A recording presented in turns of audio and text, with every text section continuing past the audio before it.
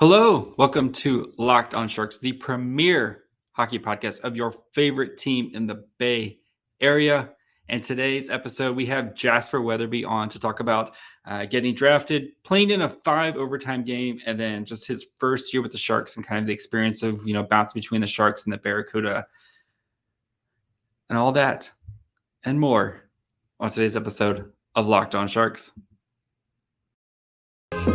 You're Locked On Sharks, your daily podcast on the San Jose Sharks. Part of the Locked On Podcast Network, your team every day.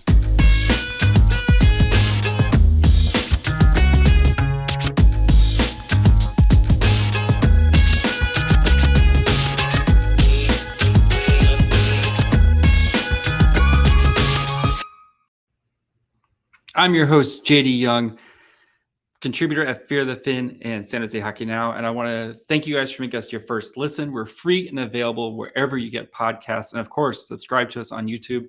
The goal is to get to 1,000 before the draft, and we are well on our way. So thank you guys for, again, helping to support the show. Today, Lord Jasper joins the show to talk about, one, being called Lord Jasper, and two, just, his journey to the NHL, what his first year was like. Get to talk a little bit about William Eklund. So enjoy Jasper Weatherby. And now we bring in Sharks / Barracuda, but we'll say Sharks, forward Jasper Weatherby. Jasper, how's it going today? It's going great. Thanks for having me on. I'm really excited. Yeah, really appreciate it. I know it's summertime. You've got plenty of other things to do than hang out with me, but I kind of wanted to talk to you, kind of about your first year and how kind of things went with you. But let's go back to your draft. So, you got drafted in 2018, 4th round. Before then, when did you realize, like, hey, I could actually make it to the NHL one day? I think that, kind of growing up, I think I was one of those guys that kind of just looked kind of what was closest in front of me. So it was never about, I can make it to the NHL. Was like, okay, first I need to find a, really good AAA program to play on, then a junior program, then hopefully can go to college after that. And then the pros, obviously the NHL is in everyone's mind. But, for me, it was just like, how can I continue to progress and grow and learn? So, you mentioned you went to college, University of North Dakota. Did you have a bunch of other offers? Like, what made you want to go there? Yeah, I had talked to a handful of schools. I think things had heated up kind of in that second year of juniors for me. And for me, it was just going to a program that, was really going to allow me to continue to develop in hockey, and also offered a good degree, something that I wanted to study. So, North Dakota was a no-brainer. They're, heavily a hockey school that develops, some of the best players in the NHL and college and around the country. So I do have to ask this. This one's probably going to be painful. You played in a 5 overtime game at North Dakota. You guys ended up losing to Minnesota Duluth. What's it like playing a game that long? It's crazy. I'll tell you that you don't train for those because they don't happen that often. So I think that, that's something you always look back and the guys in that locker room, you'll just kind of remember those moments. It was pretty crazy. I think that you kind of go somewhere that you never thought you could, and you just sit there in between, and you're just trying to get, any nutrition or drinks or fluids in you can. And I think at one point they ran out of fruit and snacks and stuff and down in our locker room. So they went up to the concession stand and they were running pretty low. So they were like, we got to get these guys something. So they brought in, a big racks of Coca-Cola and sodas. And I'm sitting there and, drinking a Coca-Cola in the middle of something I've never done before, but just anything to get sugars and stuff on our bodies. And it was really cool. Just, I think, being with the guys and going through that, and obviously didn't come out on the end of it like we had wanted to, but sports brings out the best in people, and the memories that we made from that game, that'll last a lifetime. What's the next day like? Are you just like, I don't want to get out of bed today? Like, what happens there? Because not only are you exhausted, right? It's just like, oh yeah, we lost to on top of it. Our season's over, right?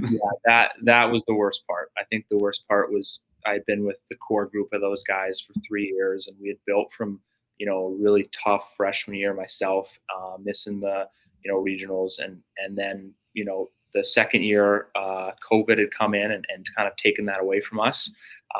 And this was our first time for, the majority of the team.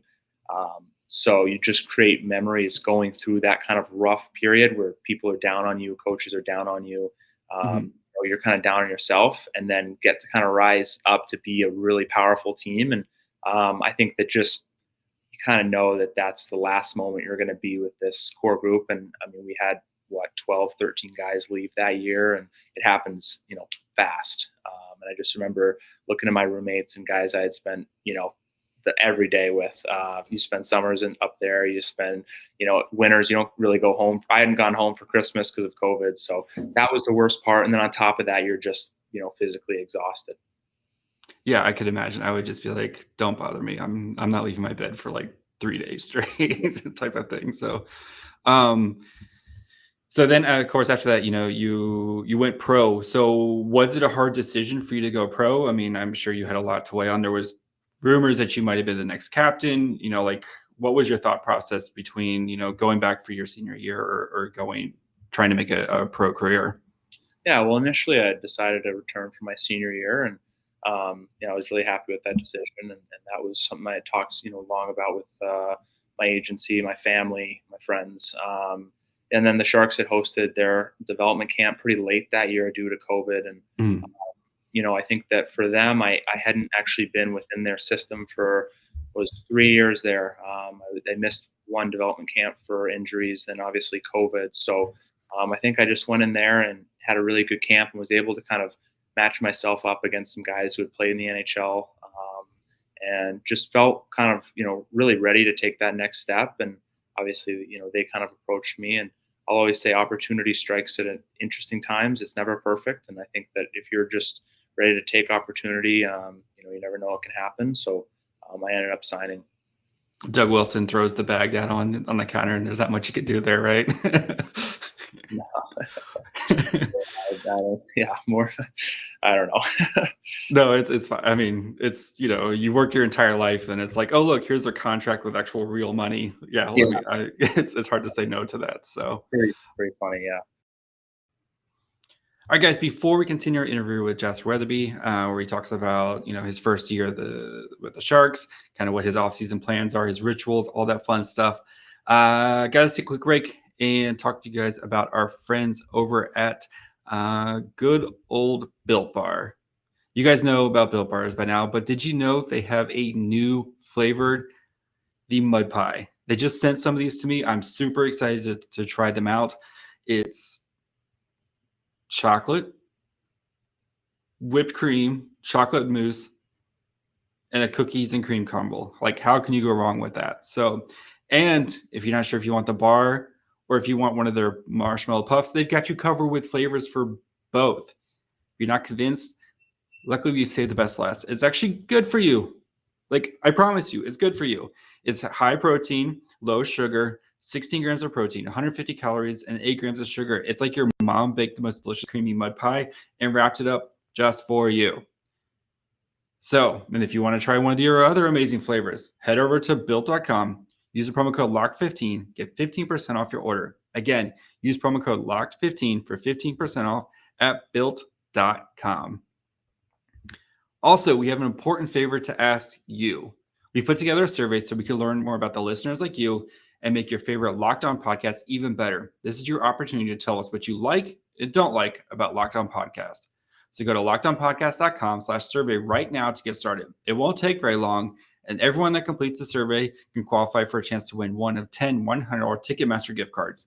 To take our audience survey, go to lockedonpodcast.com/survey. Thanks for your help.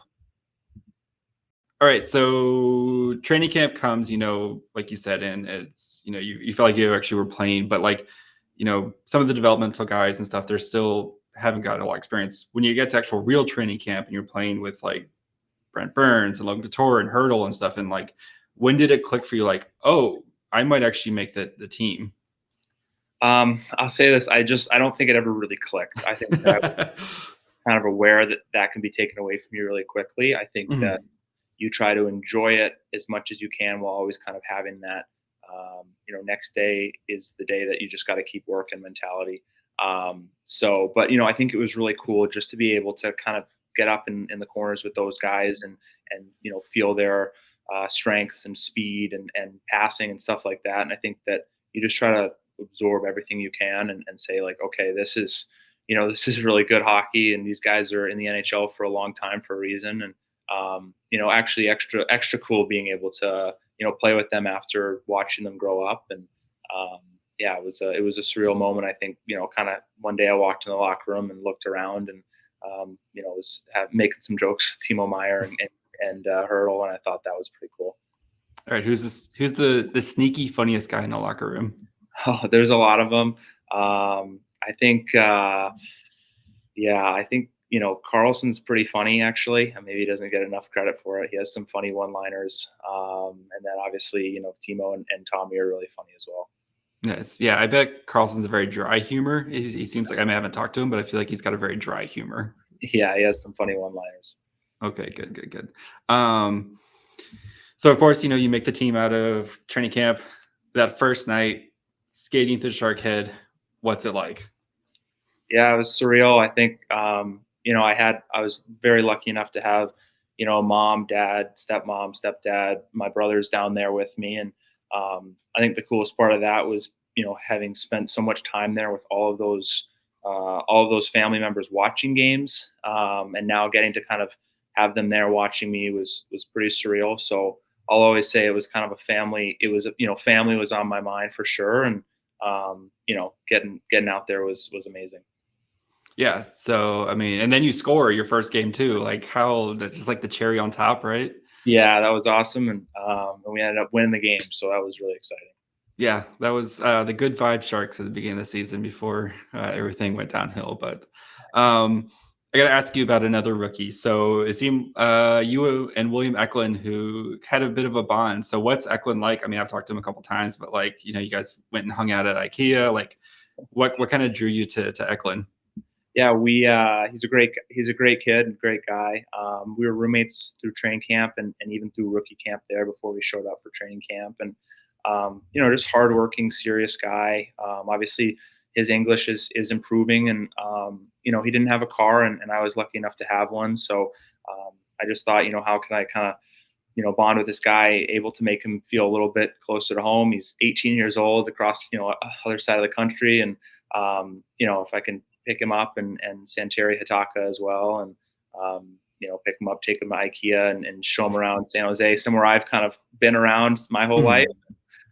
So yeah, that's kind of how it went. And he's a great kid, and I send Snapchats with him and texts through the season, and excited to see him this summer.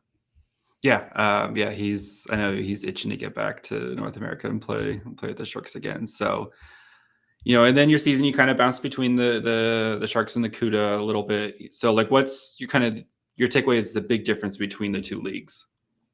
Yeah, I think both leagues are great leagues. I think that they obviously, the NHL has so much talent in it and speed and strength and everything. And I think that the American League is just a great league to develop in and get reps. And, I think they're great leagues, and, lucky enough that both are in San Jose and you're able to play games and get ice time and get reps in different situations where you might not get reps at the big club. But I had a great time with both.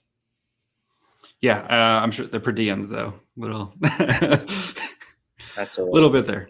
But so, and then like kind of mentally, what's it like, just that kind of jumping back and forth, like having to kind of prepare yourself for those situations, like where you said, with the CUDA, you're going to get kind of more chances to do more things. But then like when you go to the Sharks, it's, you may not have as much ice time and stuff, but you got to try to prove yourself in those small times, right? Yeah, I think that it's just kind of always mentally staying ready, whether you're with the big club or with the, with Barracuda, when you're up top and maybe you're not getting penalty kill time, it's still staying engaged and watching the little details that, I know Cogliano's not there anymore, but he was so great with us young guys, and, how Cooch forechecks and stuff like that. So mentally staying engaged, and then, you actually have that opportunity to have those reps when you're with the Barracuda. So I think that was the biggest thing for me is how can I stay mentally focused and prepare the best way. And like you said, it's not something that I've ever dealt with before, right? I mean, when you're in juniors, you're on that junior team. In college, you're with those guys, and so mentally, it definitely takes a toll on you. But the more experience you can get from that, the better you're going to be in the next couple of years. So, I mean, after the season, I'm sure that Bob Bugner or whoever, kind of sat down with you and was like, okay, this is what you need to work on. So what's your kind of big things that you need to work on heading into next season? Yeah, I think you always have things that you want to work on. And for me, it's just continuing to build myself, my pro body up. I've got a big frame and continuing to add muscle and keep working on, finishing at the net, getting in front of net battles. And that comes from strength and size. And I think those are some of my big focuses, as well as continuing working on, skating and being able to keep up. And those are big things I'm looking at improving on. How, we hear, the grind of an actual NHL season, but going from college where you might play 40 games a season and stuff like that, how much of a grind is it going through, 70, 80 games in a season? Yeah, it's wild. I remember being in the locker room. It's the third game or something with Burns, and he goes, how you feeling? I said, I'm feeling pretty good. He's like, that'll probably be the last time you say that. He's like, a long road, and I think that's such a good advice, but at the same time, you're not going to know that until you actually go through it. So definitely a learning curve for me, and making sure that you can kind of stay even keel and take care of your body and do the little things that you might not think about, but those things add up. All right. Let's kind of get to know more about you, Jasper. So pregame rituals, what's your big thing? Are you do you have I have to do this, and this exact same times? Are you kind of more of a let it flow type of guy? What's your, going into a game? Yeah, I stick to a pretty good routine. I just try to get warm and get stretched out, maybe kick the soccer ball around a little bit. I think that, with the pro season, so many games, it's definitely a time where you kind of have to maybe adjust some games if it's back to back or you haven't played maybe 2 nights or something. So for me, I keep it pretty routine structured, but also at the same time, it's kind of a day by day thing. Big meal before what chicken? Every hockey player says chicken and pasta. Yeah, pretty much same for me. Chicken pasta, chicken rice. Just getting some good carbohydrates in you and a good source of protein. Gotcha. Are you a music guy or no? Or you like to keep it quiet? Yeah, I like to listen to music. Not picky at all. I just sometimes throw my headphones on when I'm on the bike or stretching out in the hallways or in the gym. Just whatever you're feeling. You don't have a go-to playlist or anything, or just whatever the mood. Yeah. Whatever Mario sets. Isn't he the big guy? Music guy in the locker room. Yeah, maybe. So it's whatever. I'll throw on some rap or some house music or whatever I'm feeling that day. Gotcha. You're not a monster who goes sockless when you skate? No, I got socks on for sure. Yeah. Ryan Merkley, noted monster, does not wear socks with the skates. Doesn't surprise me. All right. Summer plans. So, I mean, I know you said you're in Toronto right now hanging out. So, I think I saw on your Instagram, you're feeding a dog the other day. What's going on right now before camp starts? Yeah, I just figure I got to come to a hockey place to skate and train and be around pro guys. And unfortunately, Oregon doesn't have a ton of pro guys playing and not a ton of ice or trainers. And so for me, it was I obviously want to change that. So Oregon has a lot more hockey players, but right now it's just about getting better and being around guys like that. And I love to spend a ton of time outside off of training and skating and being by the lake, taking my dog for a walk or feeding them some snacks. So I love being outdoors in the heat and hiking or swimming. All right. Since you're from Oregon, ducks or beavers? Ducks. Okay, good. We can continue this conversation. So yes, yes. It's very heated up there. It's one or the other, and I think it's a very underrated rivalry across the country. It doesn't get talked about as much as the other ones, but it's pretty heated up there. My brother went there, best friends went there, so I'm definitely Ducks. I was actually a Duck for a little bit, and then long story, but yes, that's actually where I started college. But Awesome. All right, so I do have to bring this up. Me and my former co-host Kyle, we came up with the Lord Jasper nickname. It started to make its way. The Barracudas used it on the socials. Are you getting flack for the Lord Jasper nickname? Have you heard the Lord Jasper nickname? I have heard it. Yeah, I see some stickers around, and some of my buddies, bought them just to stick around places. But yeah, it's pretty funny. I think it's awesome. Very creative and good on you guys. Yes, yes. Your parents or your family, they might be putting my kids through college with all the stickers that they have bought. So, Yeah. but yeah, I mean, it's you have a very regal sounding name, and I think you should just stick to it. So yes. Yeah. Jasper, thank you so much for your time. I know you're busy, you're training and stuff like that, and trying to enjoy. Are you going to be at development camp this year, or going straight to just regular training camp? Yeah, I think I'll be at development camp. Awesome. Yeah, I know they try to get some guys who've had a little bit of NHL experience there, that way they're not just a bunch of children running around. So yes, you get to be the dad for the week. So are you excited about that? Yeah, I'll be all right.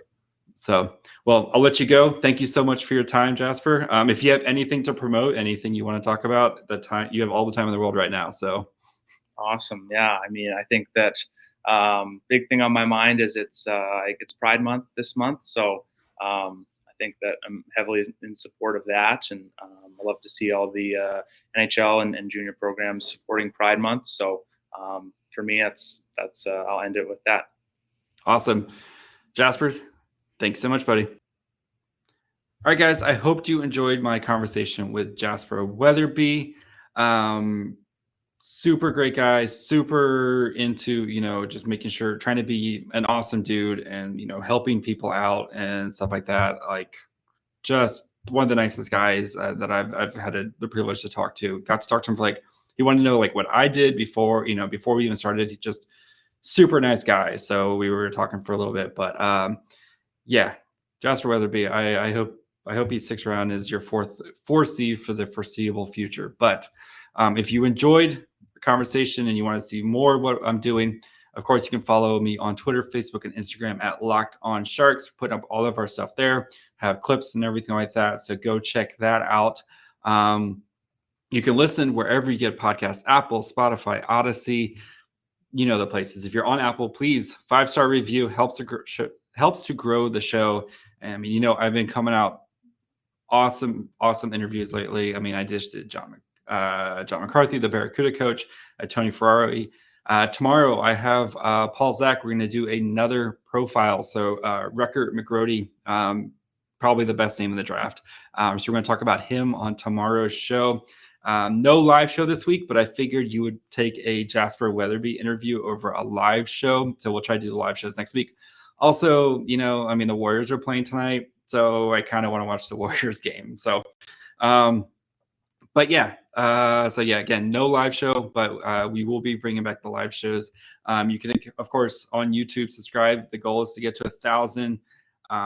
You guys have been helping me out. I really appreciate it. I can't thank you guys enough, but we're almost there. We got less than a month to go. We got to make that final push to 1,000. So if you haven't, please subscribe. And also go check out the Locked On NHL show. The finals have started.